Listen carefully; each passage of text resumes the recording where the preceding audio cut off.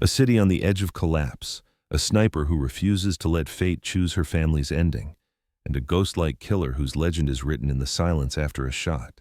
This is the story of Major Isabella Rowan, a soldier who steps outside the rules to save her brother and finds herself pulled into a duel that stretches across continents, years, and the fragile line between duty and obsession. From the burning streets of Hemiath to covert raids in Syria, Isabella's path becomes a relentless pursuit of a phantom known only as the Wraith, a marksman as precise as he is merciless. What begins as an unauthorized rescue becomes a war of wits between two sharpshooters who see the battlefield the way others see destiny, something to be shaped one bullet at a time. As their conflict deepens, Isabella confronts the cost of loyalty, the weight of promises, and the thin boundary between protecting life and taking it. In this world, legends aren't born, they are made, in dust, in silence, and in the fraction of a heartbeat between hunter and hunted. Major Isabella Rowan stepped into the pre-dawn cold with the quiet determination of someone who had already accepted the price of her choices. At Euro 310, Red Echo Base was still sleeping beneath a blanket of dust and wind, but Isabella moved like a phantom between the motor pool and the silent hangars. She carried a ruck packed with the precision of a surgeon preparing for an operation. A custom-built SR-17 marksman rifle, 200 rounds of match-grade ammunition, a weather meter, a ballistic tablet, and enough medical gear to keep herself alive long enough to save someone else. Tonight, she wasn't deploying for glory, nor for orders. She was leaving because her younger brother, Lieutenant Caleb Rowan, was marching into a kill zone he didn't know existed. Intelligence reports she wasn't supposed to see, showed a coordinated ambush forming in the abandoned city of Hemiath, more than 60 militants, heavy weapons, and a foreign sniper whose identity terrified even seasoned commanders. But none of that mattered compared to Caleb. The Rowan siblings had grown up on military bases, raised by a single father who spent half his life deployed and the other half telling his two children the same refrain: "You protect each other when I'm gone." When he died in a transport explosion in Syria, that promise calcified into something Isa carried like a second spine.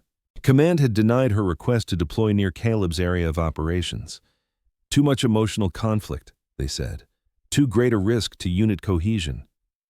But tonight, she wouldn't let bureaucracy dictate whether Caleb lived or died. She slipped through the outer gate unnoticed, following a dirt path that spiraled into the dark ridges north of the base. Her objective loomed ahead: Red Echo Ridge, a jagged outcropping overlooking the entire city of Hemiath. If she could reach it before dawn, she could see everything, every alley, every rooftop, every movement swirling beneath the approaching ambush.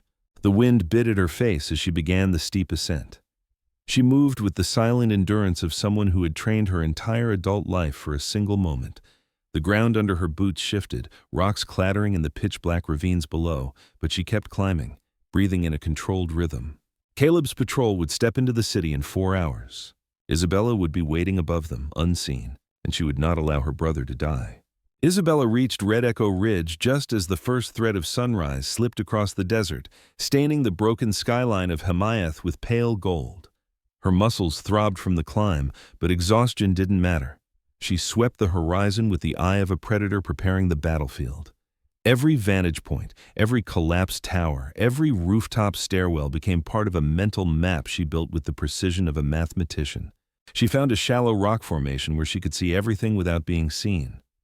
She unpacked her kit and assembled the SR-17, the titanium barrel catching the morning light for a heartbeat before she slid on the suppressor. She checked wind direction, atmospheric pressure, thermals rising from the rooftops, every factor that could alter a bullet's path. Then she waited. At 0720, Caleb's patrol entered the city. They looked small from her vantage point, 12 soldiers moving between ruined buildings, unaware that a storm was brewing around them. Isabella tracked their movement, every protective instinct coiling like a loaded spring. And then she saw it. 3 blocks east, a cluster of armed fighters positioned themselves behind sandbags. 2 RPG launchers, a machine gun nest, a kill funnel designed with lethal intent. But the real threat was on the opposite rooftop. A glint of metal, a long barrel, the unmistakable silhouette of a foreign-made sniper rifle. Her breath caught. The Wraith, rumored to be responsible for the deaths of 9 coalition marksmen in the last year. No confirmed photo, no known identity, just a code name whispered across briefing rooms and intelligence channels. And now he was watching Caleb's patrol. Her heartbeat slowed to a razor focus. Not my brother, she vowed. The patrol reached the central intersection. She felt the shift. The ambush was seconds from detonating. Isabella exhaled, finger tightening on the trigger. The guardianship she had carried since childhood sharpened into something ruthless. If she had to rewrite the rules of engagement, if she had to burn her career to ashes, if she had to face the Wraith himself, she would.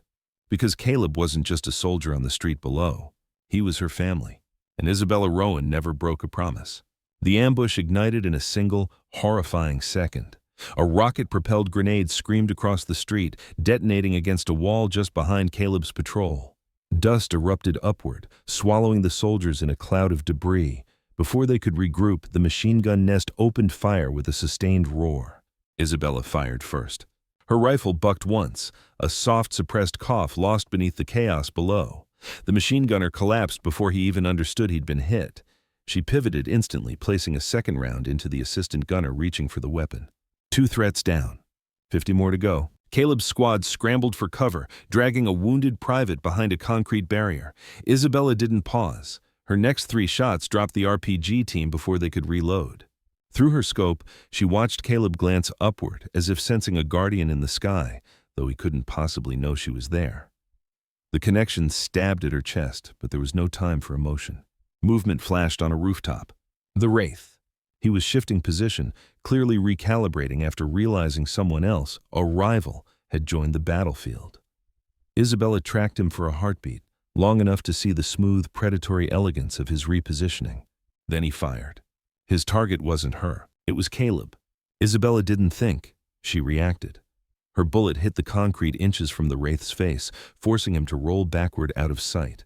It wasn't a kill, but it bought precious seconds. Below, Caleb and his team began moving west, using the smokescreen from the detonation to break contact. Isabella provided cover fire with the relentless efficiency of a surgeon performing triage at machine speed.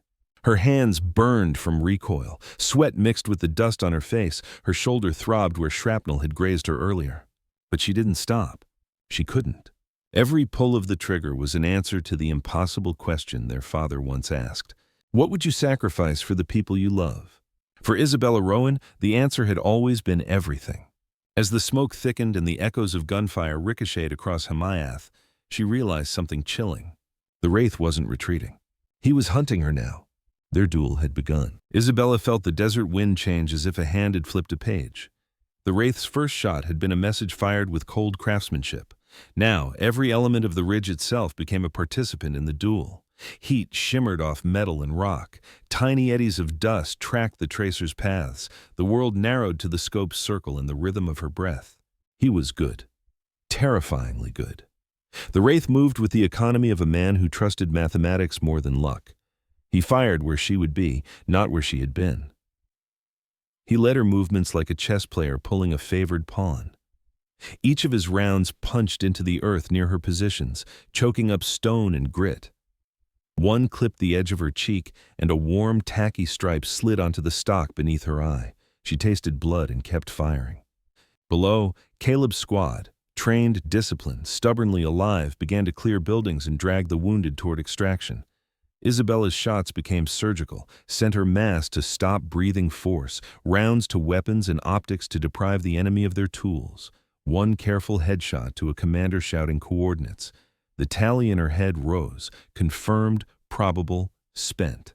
She did not count kills for pride. She counted them because arithmetic steadied her when the heart threatened to unsteady her hands. The Wraith adapted. He changed buildings, used smoke, relied on angles where the sun caught the glass and turned it into a signal light. Isabella stopped aiming at reflections. She waited for tells. A boot moving behind a parapet. An elbow crossing a rooftop wall, the faint hush of someone breath-holding before they squeezed the trigger. She began to predict the Wraith's rhythm. Listen for the tiny differences between a man who hunted and a man who was hunted. Time folded, minutes elongated into a continuum of calculation. She slipped from one hide to another, wrapping herself in wind and rock while still feeding rounds into a battlefield that thinned and refilled like tidewater.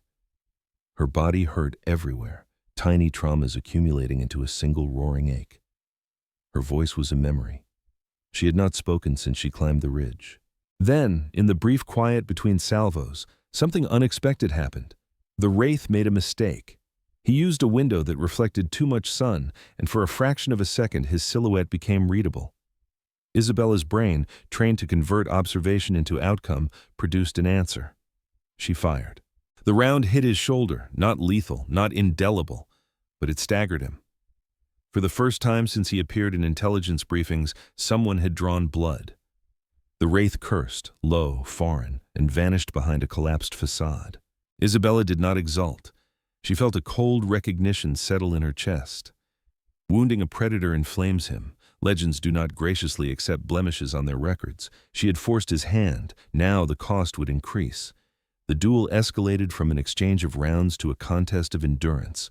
Who could keep fighting when everything inside them begged for rest? Below, Caleb watched his men and life move away from death. Above, Isabella packed her brass and readied to climb again, knowing that the true test was not the hit but what the hit demanded next. The Wraith would return. She would be waiting. The first smoke cleared and the patrol's dust trail receded into the distance, but nowhere near far enough to claim victory. Field medicine teams trudged towards struck vehicles, shouting for tourniquets and morphine. Radios sputtered and then found pockets of signal. Caleb's voice came through garbled but alive. "Reaper withdrawing. Stand by for link-up." Isabella listened through the static like a penitent giving evidence to an altar. She was the altar. Colonel Garrity's face haunted her vision in a different way now. An old man who knew when to punish and when to thank, who could write a life into official logs and rewrite it into medals. Her actions would not exist in the neat columns of reports. She had violated every regulation that kept families from colliding in the worst ways. Still, she had kept a promise. Her pack felt heavier with that weight. She had a decision to make that older soldiers measured in silence: stay and cover the extraction of the QRF, Quick Reaction Force, or move to intercept a secondary ambush forming on the southern approach. The QRF was slow, armored vehicles with heavy payloads and soft windows where a high-velocity round could make an ugly equation. If they rode into the east lane, they'd be trapped. If she left Caleb's flank even briefly, his safety degraded. She made the hard math in a heartbeat. Numbers don't betray loyalties, they reveal outcomes. 40 riders with strikers, she calculated, weighed more than 12 men already being shepherded out. She shifted her aim to the southern road. It became a ballet of violence. The southern ambush, a layer of insurgents with RPGs and prepared machine gun arcs, came alive. Isabella moved like a metronome, suppressive rounds meeting rocket teams, changing inhibition into chaos. She fed the QRF the sliver of time they needed to adjust pathing, fire discipline shaving seconds off catastrophe. An RPG tumbler clattered uselessly as its would-be gunner found himself suddenly a corpse. Her magazine ran low. Barrel heat shimmered until mirage concealed reality. She swapped magazines with a mechanically precise motion and continued. Below, a youngster, Corporal Ezra, barely 20, minded the wounded with hands too small for gore. Isabella felt a tide of gratitude wash through her, gratitude that was somehow salted by shame. The men she was saving would not know her name. They might never see the face behind the suppressor, nor feel the debt in a way that justified her exile. Then the Wraith reappeared. He had healed quicker than she'd predicted, spurred by insult and a wound that made him more dangerous, not less. He found a closer angle and squeezed off a round that shredded stone a hand's breadth from her stooped torso. The proximity knocked the air from her lungs like an assault of winter. She shot back. She elevated the stakes. Their exchange moved closer to a duel of proximity rather than reach. Bullets began to splinter nearby structures, toppling banners, bringing down a brick pile that sent goats in the market scattering. The neighborhood, already broken, learned another lesson in pain. When the QRF convoy finally altered route and the southern trap dissolved into bodies and smoke, Isabella's shoulders sank under the weight of exhaustion and consequence. She had saved more than 12. She had opened a wound in a master hunter that would drive him to extremes. Colonel Garrity will read reports and pick things apart, she thought. They will either crucify me or decorate me. She did not care which. Her hands trembled as she reloaded. There were more minutes to the day and more people who still needed someone to choose them. The Wraith did not vanish to lick his wounds as a lesser man might. He reformed his position like a chess master, deploying a sacrificial pawn, quick, deceptive, and predictably brutal. Intelligence had labeled him a myth and the men who died in his wake a cautionary tale. Now he had a bruise, a hole in an otherwise perfect ledger, and bruised legends do not forget. Isabella watched his camouflage pattern shift among the lit brick shadows and the half-collapsed mosque facades. He was no caricature of villainy. He was method and muscle wrapped in human skin. He moved by calculation, not bravado. He adapted to wind and sway, allowed dust devils to mask muzzle flash, and used children's toys, a discarded lens, a weathered piece of glass, to throw false glints for hunters chasing reflections. She had only a finite set of tools, a rifle, a ballistics tablet, training, and stubbornness. The Wraith had his craft. Their duel became a form of conversation, a series of statements made in high-caliber punctuation. Each response revealed something about the other. At one point, he lobbed a round that clipped the edge of a sheet metal sign and sent a cascade of tin into the air. The soundless ballet of flying shards cut paths through sunlight. For a moment, it was as if the entire city held its breath, watching these two operators turn architecture into instrument. Isabella shifted to a different type of fire. Instead of large, decisive shots, she used suppression, controlled bursts designed to deny lines of sight. She hunted movements instead of heads. In the interludes between bullets, she scanned for logistical markers, the Wraith's supply cache, the way he favored a particular rooftop for sight lines, the manner he adjusted magnification. If she could map a pattern, she could force probability in her favor. Then the Wraith tried something new. He sent two men down an alley, bait packages wrapped in cloth and tin cans hanging from improvised tripwires. The men moved with the limp hesitation of insurgents not expecting an overwatch. Isabella's spotter instincts told her to shoot the wires, to cut the ambush's triggers from afar. But the Wraith's play was deeper. He wanted her to expose a reload, to betray the timing of a magazine change. She didn't take the bait. Instead, she fed a pair of rounds into the engine block of a truck where a hidden gunner crouched, silencing him in a precise whisper of metal and heat. She was learning the Wraith's lures and countering them with discipline. That surprised him. For a breath, she thought she heard him laugh, a low, foreign sound that was equal parts admiration and malice. She did not laugh back. You cannot celebrate killing the same way you can celebrate survival. Night crept. The heat dropped. Soldiers' shadows turned long and hungry. The city exhaled. The Wraith retreated into the web of alleys he knew best. He had not been defeated, only negotiated with, an exchange of pain that promised more conflict later. Isabella listened for Caleb's voice again. It came, steadier now, with the cadence of men who had been too close to death and found themselves spared. She allowed herself a single, tiny smile, half grief, half relief, and then stood to move. There would be a reckoning later, with kernels and legal canvases and perhaps medals tucked behind paperwork. For now, a sniper's covenant remained. You mark the man who marks you, and when you put him on notice, you prepare for him to come back hungrier. When Isabella finally descended Red Echo Ridge, dawn had given way to a hard, clear day that showed every bruise and blemish. Her legs were leaden from the climb. Her cheek bore a line of dried blood like a weather map of the night. The base medics fussed with hands both gentle and efficient, stitching a small hole in her arm and pressing gauze to the face that would cause rumors later. Caleb met her at the perimeter with a look she recognized, equal parts accusation and gratitude, like a man seeing his sister for the first time in a decade. He embraced her not as a superior, but as a brother, held to his chest for a heartbeat that dissolved everyone's rank. It felt like absolution. Then real life intervened.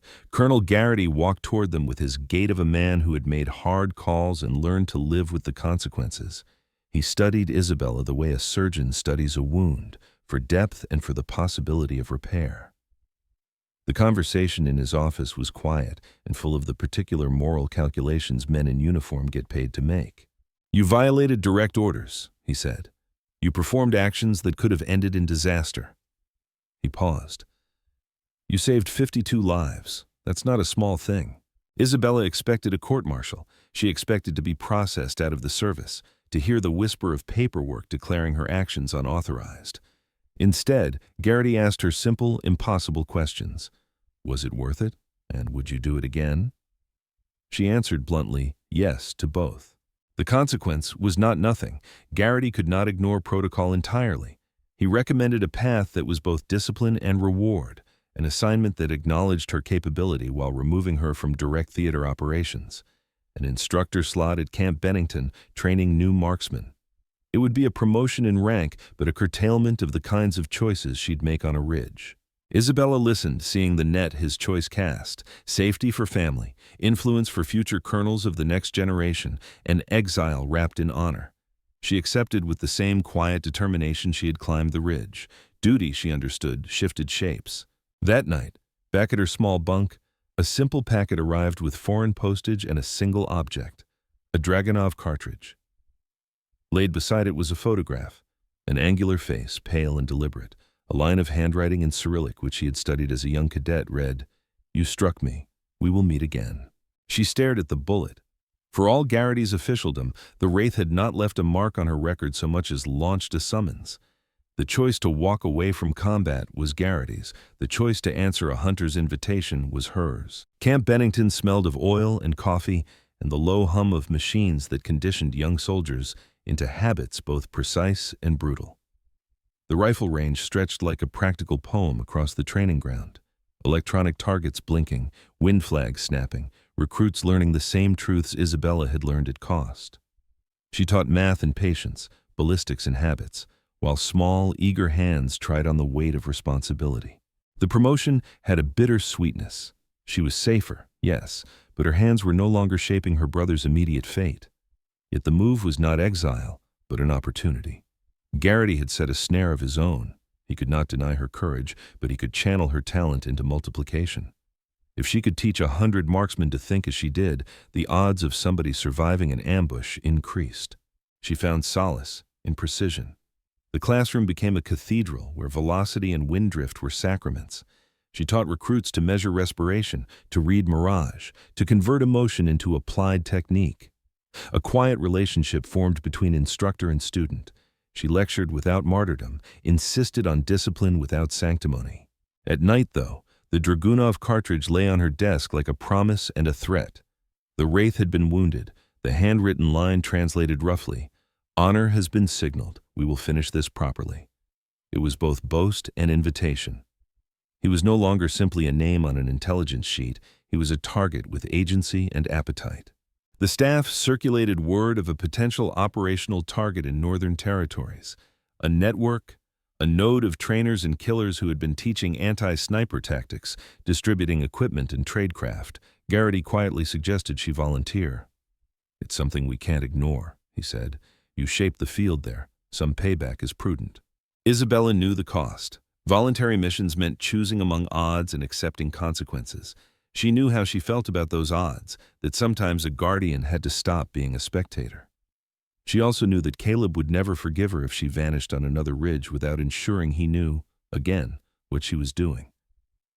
She told Garrity she would consider the brief. At the range, a young private named Mendez made a stupid boast about bravery. Isabella watched him line up and miss by a hair. She corrected his hold, his cheek placement, his breath. He hit center mass. He looked at her as if she had given him permission to be brave on purpose. That evening, she called Caleb. He listened as she explained the potential mission in Syria and the risks. His voice hardened into the familiar stubbornness of family. "Don't go alone," he said. "If you go, go with support." He did not try to stop her. He knew Isabella the way Garrity did. Neither deterrence nor praise would change her calculus. She packed anyway, reading the Dragunov's note as if it were a map. Somewhere between instruction and plan, between coffee and packing, she made the choice to move toward the next confrontation, not for revenge alone, but to end an architecture of death that had the audacity to shape futures with bullets. Sensors lit up the map like scattered constellations, unclassified chatter, human intel, satellite glimpses of training grounds where the Wraith's network had been spotted. The mission was narrow in objective but wide in consequences.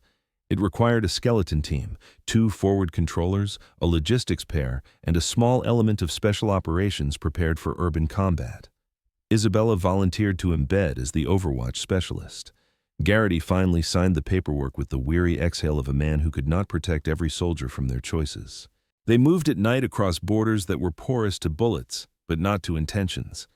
The landscape changed from heat-baked plains to olive groves, and the language of the place was made of low walls and hidden doorways. Isabella's team operated with the silent choreography of people who had rehearsed calamity. They approached an abandoned compound traced in the intelligence, a locus of terror trainers and the kind of off-grid logistics that funded a trained killer's livelihood. On the first night, they observed movement, men carrying crates, a pickup that looked like any other but smelled like currency. Isabella watched through her scope and cataloged positions: roof tiles that shifted, a satellite dish that could hide signalers' movement, the cadence of watch rotations. The Wraith's trademark was the care he took to leave no pattern for others to exploit. But networks have seams, and seams are where human error threads through machine craft. They struck at dawn. Isabella's voice on the radio became the soft industry of execution. 2 on the ridge, 1 moving left, 3 in compound. The team moved like an answer. Explosions punctured morning. Dust rose. Fighters scrambled. They had the element of surprise.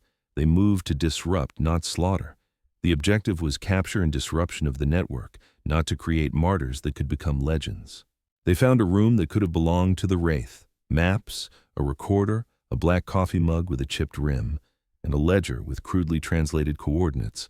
But he was not there. He had vanished, leaving only the detritus of a life that had become a trade. Then, as dawn collapsed into a furnace of noon, they heard the peculiar click of a distant rifle, too deliberate to be random. The Wraith had returned to witness the damage. He preferred the theater of his enemy's defeat. Isabella felt that familiar, terrible sense of being readied for a conversation in high-velocity punctuation. He wanted to finish the ledger. She wanted to close it. They set an ambush. It was imperfect. The Wraith was a master of imperfect theaters. He came with a handful of men, precise and cold. The firefight that followed was not cinematic. It was grinding, tactical, a funnel of smoke and shouted orders and the smell of ozone. Isabella picked targets, called corrections, and then felt a jolt as shrapnel scored her shoulder. They didn't catch the Wraith that day. He escaped into the ruin, a ghost in a city where ghosts could survive. But they had disrupted the network substantially. The ledger was gone. The training teams were scattered.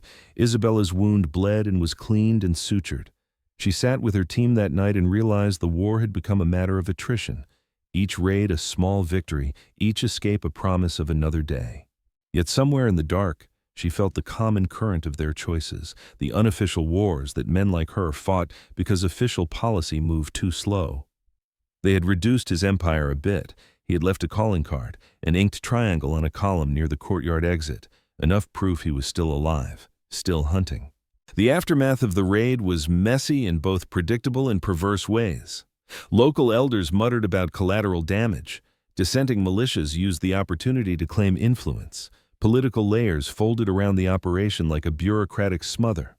Isabella found herself filling forms she hated and signing things that legitimized deeds she had performed in the dark.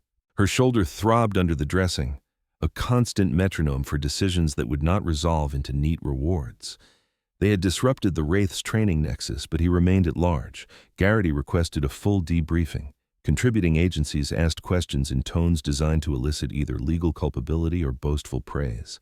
Isabella answered. She kept nothing out but did not embellish. Truth in her world was a clinical tool.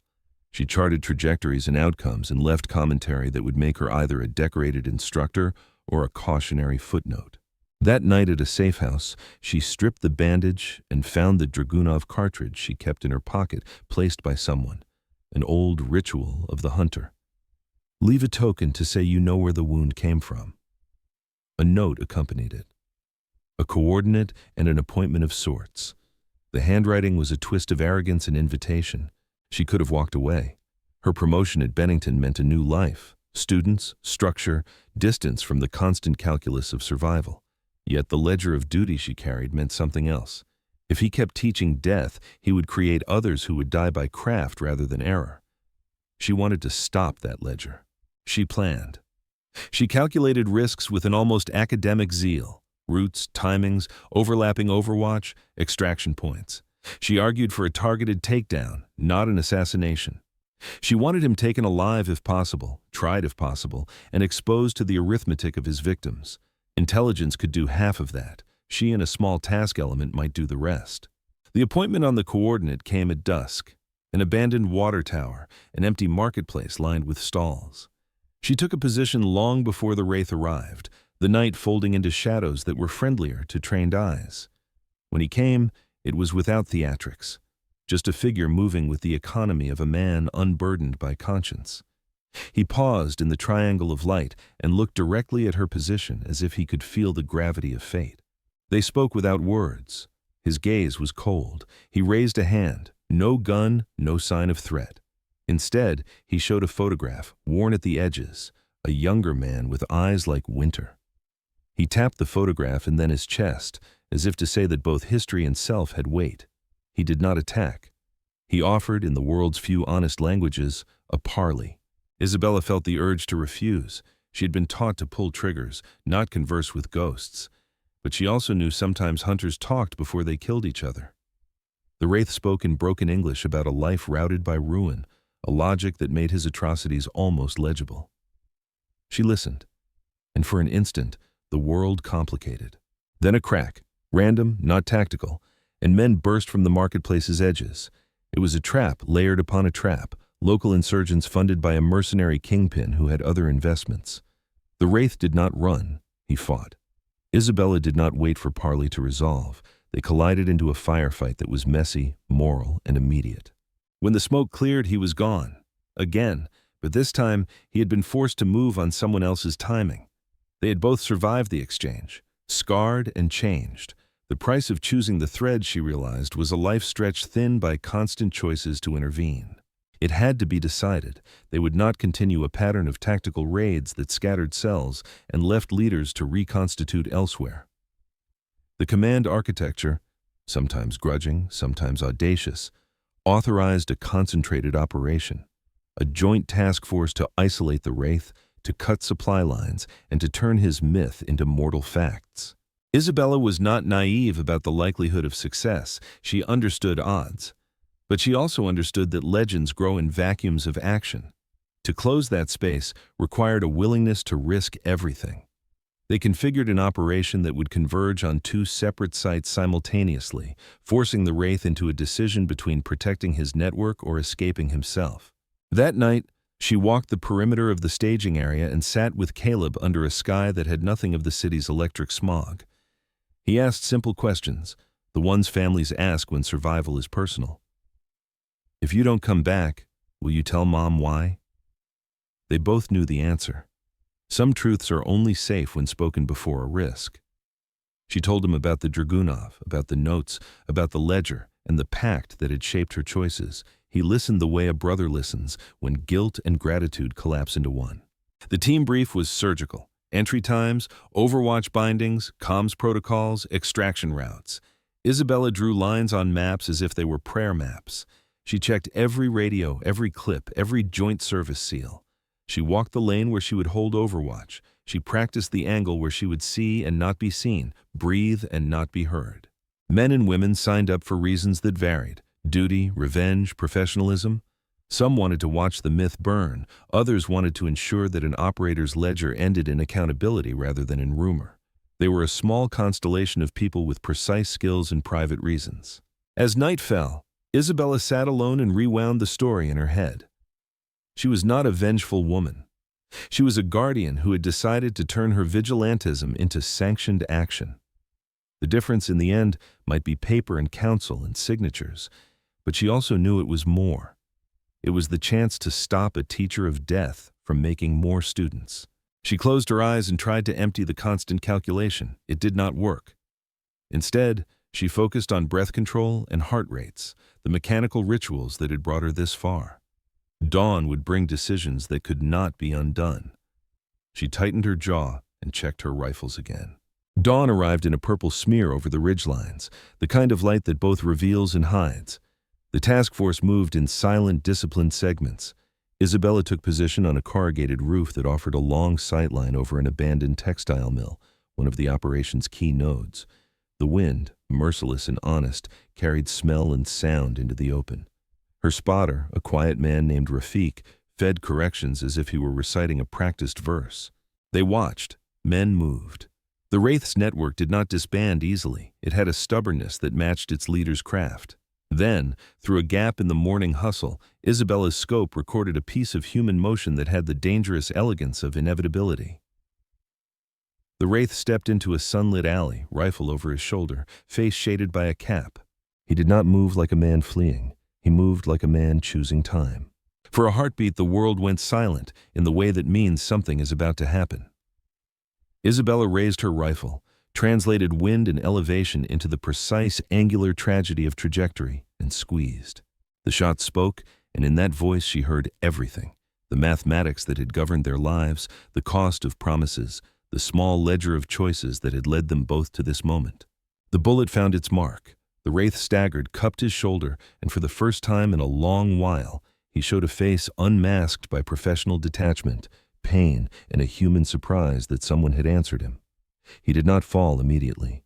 He turned and fired back, a wild, furious shot that ricocheted off the metal and tore a course through plaster. It grazed Isabella's cheek, but her visor and training turned what could have been catastrophe into a wound that would scar but not end the fight. People moved below, soldiers converging. The Wraith tried to run, but the net tightened. In the end, it was not a single glorious showdown, but a messy, bureaucratic unspooling. Men tackled him, secured his rifle, bound his hands. He was alive and mortal and dirty and human. They brought him to the staging area. He did not spit curses so much as tell truths, in broken phrases, about how the world had made him a teacher of savagery. Isabella listened with a tired sort of attention. In a different life, in a different physics of choice, there might have been another sort of ending, an apology, a reformation. But here they stood with a captured man and the dull satisfaction of stopping a man who taught others to aim for other people's futures. Colonel Garrity ordered the documentation. Garrity looked at Isabella with a complex expression, a man who had finally watched a ledger balance itself. The charges and accolades would follow. There would be medals and hearings and stories told in halls that smelled of polished wood. There would also be paperwork and the hard line of justice that may or may not feel satisfying. Isabella sat as they processed the Wraith. He met her eyes once, and in that look she saw not only the hunter, but the recognition that their stories had been wound together by choice. He raised a hand, not in surrender this time, but in acknowledgement, the last small courtesy between two people who had measured each other with bullets. Later, when the medal was pinned and Caleb spoke proudly at an informal gathering filled with fatigues and bad coffee, Isabella kept her hands folded. She had kept her promise. The ledger had closed, perhaps imperfectly. The world would keep turning, myths would arise, and other hunters would step into the light. But for now, the city below was a little safer, and a family had another breath to spend. She kept the Dragunov cartridge on her desk until it dulled, a small metal triangle that marked where violence and duty had intersected. Then she placed it in a box that would go into the archives, and she taught another recruit how to breathe steady and aim true. The end was not a clean line. It was an accumulation of choices. And Isabella Rowan, like so many who wear uniforms, had chosen, again and again, to answer.